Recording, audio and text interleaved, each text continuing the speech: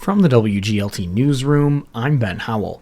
A counseling provider in Bloomington is getting $75,000 to expand services for vulnerable populations. Jennifer Woodrum is the clinical supervisor at the Center for Youth and Family Solutions. She says the goal is to target the unhoused population and people over 55. And both of them have lots of barriers in setting or location or access to be able to have consistent services. The money comes from the McLean County Board of Health.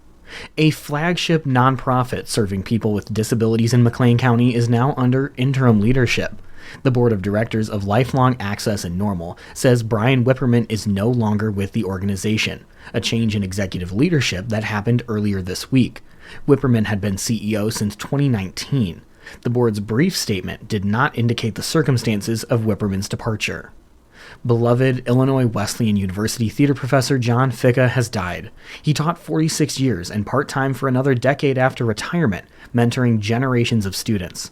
Among them is Oscar-nominated and Emmy-winning actor Richard Jenkins, who credits IWU for the making of him. The belief that maybe I could do this, and that a lot of that's responsible for that is John Ficca, who was the head of the theater department there. He was very encouraging.